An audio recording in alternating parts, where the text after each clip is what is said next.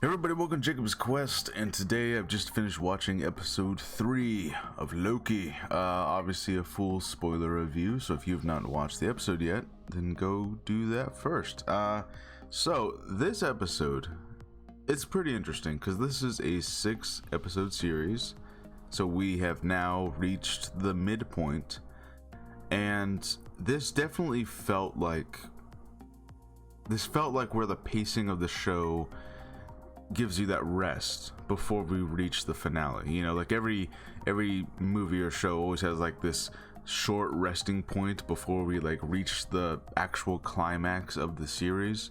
That feels like what this was, because things sort of slowed down here a lot. Those first 2 episodes were really like just throwing at you all of this new information and new lore and new, like, what the rules were and, you know, what's going on around you.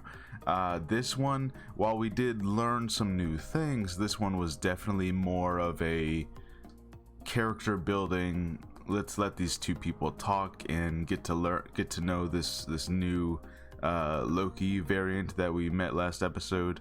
And so in many ways this was a slower episode, but again, I think that was very intentional because we're about to reach like the heights, hopefully, of the ending of the series and what this crazy finale might be.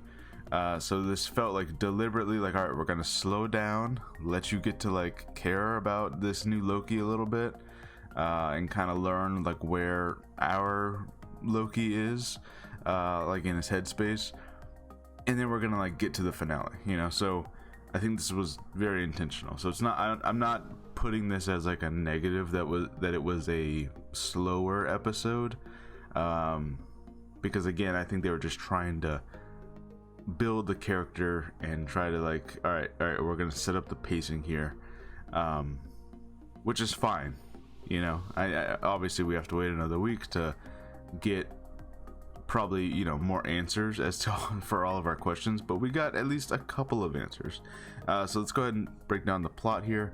So at the end of last episode, the Loki variant that we've been following was revealed, and she was trying to get to the timekeepers, okay, the mysterious lizard space aliens who supposedly are writing all of time.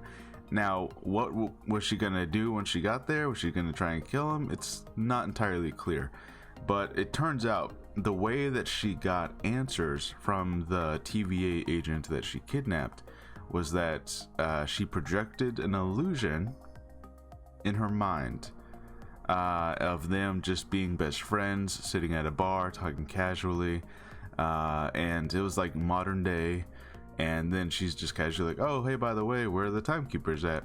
And we'll come back to this moment because this moment becomes very important later. But basically she tells her like, oh, there's this golden elevator, and that's how you get to the timekeepers. And that's all we really learn, because then we see this Loki get to the TVA where our Loki followed her right behind her. And they kind of had this big fight all throughout the TVA. They're being chased down by the what's her name, Judge Rayner, I think it's Rayner, the lady who's in charge of the TVA. Before they even get to the elevator, they're cornered, and our Loki sends them with the little teleporter data pad to this moon or planet that's about to get destroyed by a moon. I forget the name of it. It starts with an L. I don't believe it's a place that we've heard of before this point.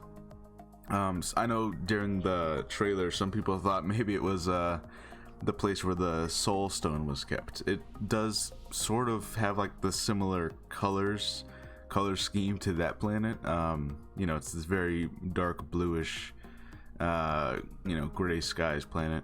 But in any case, this is a planet that's about to be destroyed, and they're out of batteries on the little device that would get them out of there. Obviously, it's kind of seems like a little bit of a plot convenience of like, okay, where this is a slower episode, we kind of need them to be stuck in this one place for the rest of the episode, so the device runs out of batteries, I guess, which is kind of funny because it's like, I don't know. It's a time traveling space teleporting device, but it still runs on some sort of batteries. I don't know. It kind of feels like all their technology of the TVA that would have somehow surpassed the need to charge their phones, right? I don't know. In any case, they're short on batteries, so they're trying to get to this. They're trying to get to this arc where they can power up their device. They go on a train. They have some funny scenes where they basically just talk with each other, and they're kind of trying to backstab each other a little bit, and then they get to know each other. We don't learn a whole lot about this new Loki. We learn that she, I guess, barely knew her mother, and she taught herself the enchantment magic, but she does not have all of the other magic that Loki can do. So all the teleporting and all the illusion projections and all this stuff, she can't do all that. It seems like her main power, possibly her only power, is the enchantment thing, which is interesting. I'm curious to know if she actually can do other abilities. We don't even know for sure if she's... Oh, I guess she would have to be a frost giant also, but we don't even know if she was she raised on Asgard, or was she, like... So it's very interesting. I feel like they could have done more there. I feel like they could have at least, if you're not going to give us like major plot advancement in what's happening with the TVA and all this, I feel like they should have given us more of her backstory as to what her deal is, because there's still a lot of questions there, and we only got a little bit of answers, but we got a lot of them interacting with each other and them kind of struggling to trust each other. And weirdly enough, and I'm not sure how to feel about this, that some parts on the train, they were kind of talking about love, and they're like, love is this, love is that. There was a little bit of, I don't know, romantic tension there, which, I don't know, it's like, can you can you have a romance with an alternate timeline version of yourself? I don't know. Is that weird? I don't know. It's because it's yourself. Oh, I don't know. Not sure how the internet's gonna react to that. I'm sure. Well, what is the rule? Rule 34? Is that what it is? Is that what I'm thinking of? Basically, it's the internet, so it's gonna exist somewhere on the internet. Anyways, so they get kicked off the train. They try to make it to the Ark in time to power their device, and you really just see this panic and chaos in the streets of this place that is doomed to die, because this is, of course, one of the many apocalypses that this Loki had been traveling through. And she stresses that no one gets off this one, and so this is supposed to be the most dangerous one, and so of course by the time they try to get to the actual Ark to power their device, it ends up getting destroyed, and they're stranded there now, and that's where the episode ends. So they're still there on this planet that is about literally moments away from being destroyed. I can only guess that the TVA will find them in the next episode somehow. That's the only thing I can guess, because they kind of don't have many other ways out of this situation. That was really their last plan, was to get to this Ark, which is now gone. So that's interesting, but obviously I'm sure the TVA will find them, or some other way of getting off this planet will come about. We do learn one, I would say, fairly interesting piece of information that definitely hints towards other things, and some people had theorized about this. The variant Loki is talking about how enchantment works, how enchanting people works. She says how on simpler minds, kind of like the Jedi mind trick, it's an instantaneous thing. You can just take them over in seconds. But on people who have stronger wills, you have to kind of mess with their heads a little. So you have to project an illusion inside their brains about some peaceful memory of their past. Basically try to get them to relax. That way it's easier to kind of submit to your will, basically. Now, of course, the interesting thing about that is that she brings up how, yeah, that TVA agent who told me where the timekeepers are, I projected a memory from hundreds of years prior to her working for the TVA. Now, so a few interesting things there. The memory that we saw was, it looked like modern day-ish, a bar where they're getting margaritas, right? They weren't like, you know, in the Renaissance times or something. So this of course means that, well, one, the TVA agents were not created by the timekeepers. That is a lie. Now, we've all suspected that the TVA was lying in some form or another. This whole timekeepers and the lizards in space controlling all of history and all that. There's definitely some level of lying happening. So that's the first big one revealed, is that no, the timekeepers did not create the TVA agents. They were all real people at some point with real memories. And she says, yeah, they're all variants like us. And our Loki's like, they don't know that. So I'm sure that's definitely going to come into play when they run into the TVA. They're going to be like, hey guys, did you know that you've all been lied to? And you're not like, you were not actually created to serve these mysterious space lizards that no one has seen, apparently. So that's definitely going to be an interesting conversation, especially with Morbius. And I kind of suspected this when he's like all obsessed with the jet skis in the 90s. So it's like, okay, so he was definitely from the 90s. The other thing about this, of course, is that like, because of what they can do, they can pull people from, they can pull these variants from anywhere, really, at any point in time. Wipe their memories. Someone is wiping their memories. I suspect it's either Judge Rayner or again, it's still possible that the timekeepers are real, that they do exist. Maybe they're not, these omniscient, godlike beings that they've been shown to be in their propaganda, but it's possible that they do at least exist in some form. But someone is wiping their memories. And they've just been serving the TVA for hundreds of years. Because if you remember the first episode, Loki asks Morbius, like, hey, how long have you been here? And he's like, well, it's hard to say. So, because they're time travelers and time works differently in the TVA, you can spend hundreds of years seemingly without aging at all, just working for the TVA. And I have to imagine that time would only start to pass when you go to a different point in time. So I guess as long as you're in the TVA, you're not going to age at all. I imagine that's how it works. But yeah, in any case, that's a pretty big development. Again, this was like a slower episode where they're kind of letting you rest before the big finale. So we didn't get too much, but this, I would say this is a pretty big piece that now I kind of want to go back to the first two episodes. And, now that I can tell for sure that everyone here is a variant, I kind of want to like see if there's anything else we catch now. Anything that anyone says that's like, wait a minute, oh, there were some clear early signs of this. Like obviously the jet ski thing, but maybe Judge Rayner says something that's like, oh, this is how she definitely knows their variants, or somebody knows.